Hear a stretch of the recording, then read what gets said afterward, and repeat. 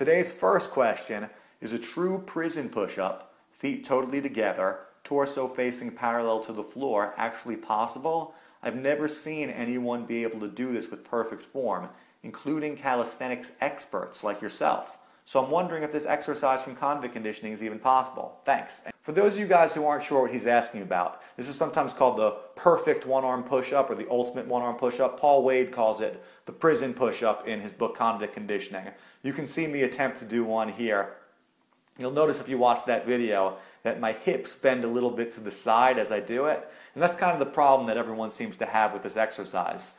For me, the question is less, is it possible to do one perfectly? And more, is it practical to spend too much time worrying about that? For me, it makes more sense to practice them with the feet apart, or if you're going to do feet together, to let the hip bow a little bit to the side, because this way you can do a few more reps and build some more strength. It can be easy to think that the move's impossible, but I think if someone really dedicated themselves for a long time to that move and only that move, eventually it could be achieved. But like I said, I don't think that's the most practical way to approach your training. Next question, do you think it's more important to eat right before a workout for energy or right after to regain what was lost? Short answer is, I think post-workout nutrition is a little more important. I usually tend to work out first thing in the morning on an empty stomach. So obviously I'm not too concerned about taking nutrients in immediately prior to my training. I'm also not that worried if I don't get to eat right afterwards. I know sometimes supplement companies want you to think that if you don't get that protein shake within 30 minutes, your whole training was a waste of time and you're never going to make any gains. But of course that's ridiculous. It's much more important what you eat and less important when you eat it. Yes, it's good to get protein and nutrients in your system right after your workout, but don't fret if you can't do that immediately. Last question for today.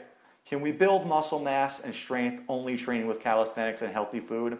I see very difficult. In my opinion, it is possible to build strength and mass with just calisthenics and real food.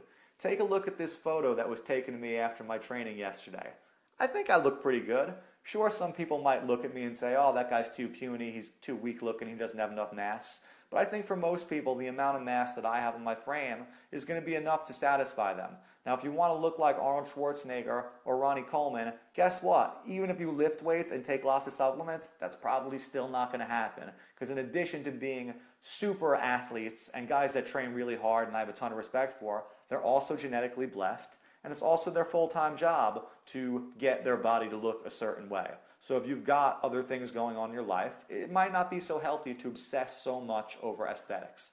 Learn to love the body you got. Enjoy training for the sake of the training itself, rather than being so hung up on, I gotta get big, I gotta get huge. If you like calisthenics, train calisthenics. Good things come to those who train. Till next time, I'm Al Cavadlo, and we're working out.